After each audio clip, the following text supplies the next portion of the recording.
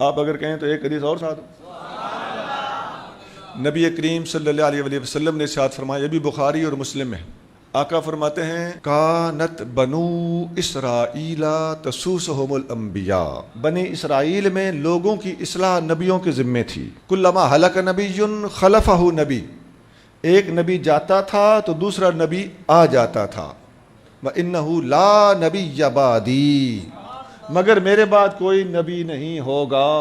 اب یہ لا نبی عبادی ایک نئے سٹائل سے، نئے کانٹیکسٹ میں اور نئی حدیث میں آیا کھڑا ہے، میرے بعد کوئی نبی نہیں ہوگا۔ وَسَيَكُونُ خُلَفَاء، اب میرے بعد خلفاء ہوں گے۔ دیکھو کیسی کلیریفیکیشن ہے، نبی نہیں بلکہ خلیفے۔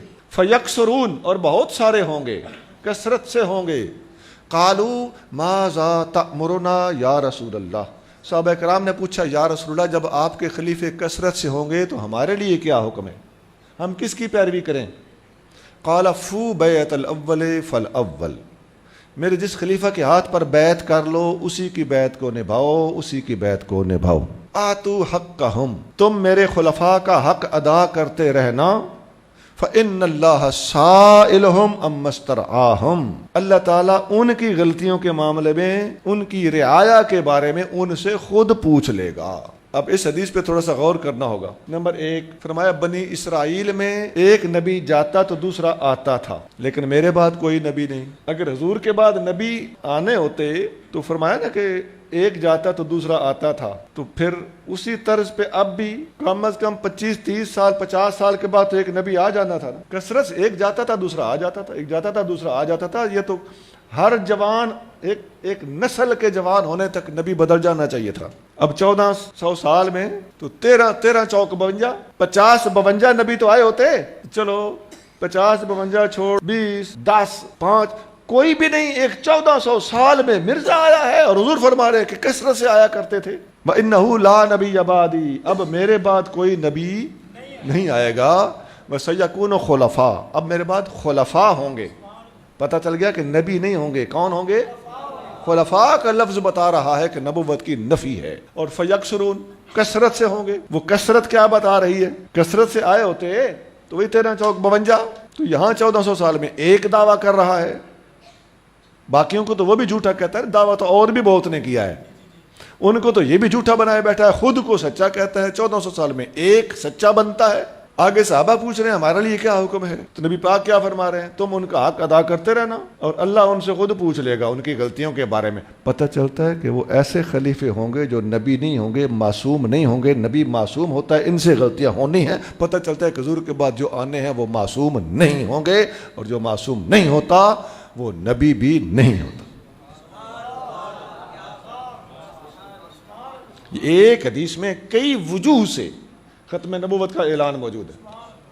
اب بتائیے، یہ تو حدیث میں صرف پڑھ بھی دیتا تو ختم نبوت پر بڑی واضح تھی، جو میں نے اس کی تشریح بیان کی ہے اس کی روشنی میں اور 4 چاند لگ گئے۔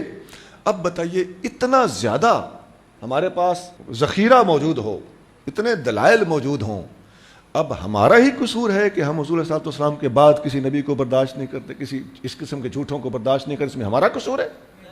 نہیں، یہ دلائل کے سامنے ہماری مجبوری ہے۔ تو ہماری اس ریکویسٹ پہ ہمدردانہ غور کیا جائے، دوسروں کے بارے میں بدگمانی نہ کی جائے۔ آپ چند لاکھ ہو، آپ اپنے بارے میں یا اپنوں کے بارے میں تو اتنا حسن ظن رکھتے ہیں، اور وہ جو حضور کی امت کروڑوں میں ہے اور 1 ارب کے قریب اس وقت پوری دنیا میں موجود ہے، ملک کے علماء، یہ سارے کے سارے آپ کا کیا خیال ہے ایک نبی کا انکار کر کے جہنمی ہوں گے؟ اور نبی کریم صلی اللہ علیہ وسلم کی امت کی اتنی بڑی تعداد، یہ اگر چھوٹ جائے تو نبی پاک علیہ السلام کی فضیلت کا انکار ہوا کہ نہ ہوا؟ کیوں؟ حضور علیہ السلام فرماتے ہیں انی مقاصر بکم الامم، قیامت کے دن میں اپنی امت کی کثرت پر فخر کروں گا، اور تم کیا بنائے بیٹھے ہو؟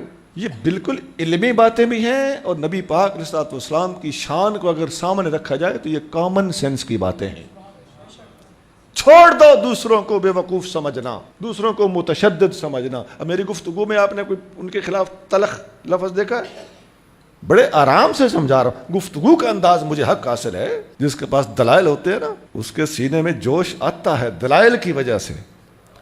لیکن آپ لوگ دلائل کے بغیر، میرے ایک دوست نے مجھے دکھایا کہ قادیانیوں نے نیٹ پہ دیا ہے، فریب کی انتہا دیکھو. انہوں نے ایک ویب سائٹ کھولی ہوئی ہے فیضان ختم نبوت. بولی قوم ہے نا، میں آپ کو بھی تنبیہ کرنے کے لیے یہ بتا رہا ہوں. اس کا مطلب ہے کہ فراڈ کی انتہا ہے کہ نہیں ہے؟ خدا کی قسم پوری دنیا میں اس وقت قادیانی پس چکے ہیں.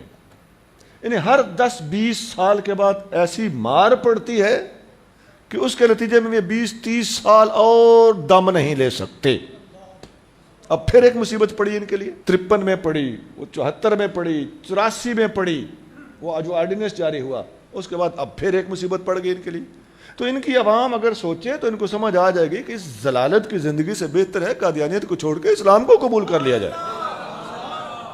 اور یہ فریب کاریاں،